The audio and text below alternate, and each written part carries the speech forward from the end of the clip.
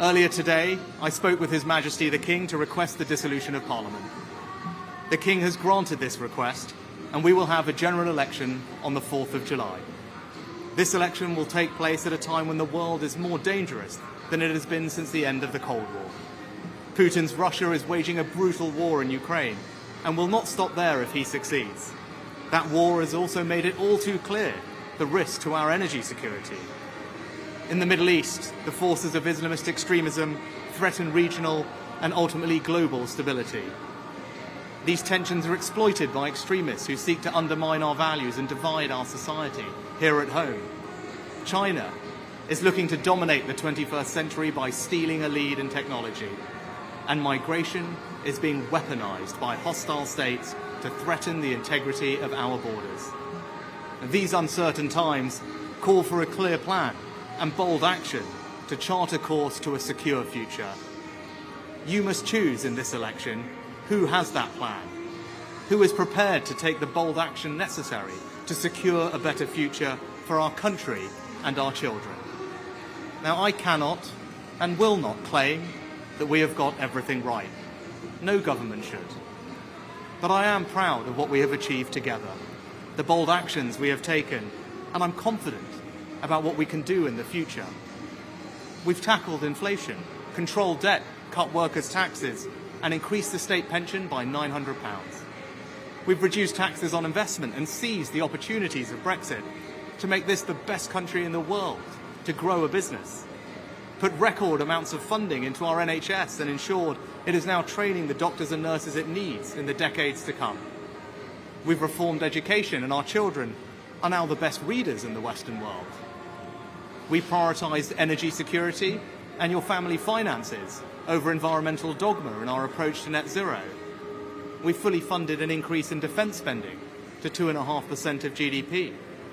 We made a decision to invest more in local transport that you actually use, rather than endlessly plough more money into HS2. We set out a comprehensive plan to reform our welfare system, to make it fair for those who pay for it as well as those who need it. Immigration is finally coming down, and we are stopping the boats with our Rwanda partnership. And we will ensure that the next generation grows up smoke-free. I hope that my work since I became Prime Minister shows that we have a plan and are prepared to take bold action necessary for our country to flourish. Now, I've stuck with that plan and always been honest with you about what is needed, even when that's been difficult. Because I'm guided by doing what is right for our country, not what is easy. Now, I can't say the same thing for the Labour Party, because I don't know what they offer. And in truth, I don't think you know either. And that's because they have no plan. There is no bold action. And as a result, the future can only be uncertain with them. On the 5th of July, either Keir Starmer or I will be Prime Minister. He has shown time and time again that he will take the easy way out and do anything to get power.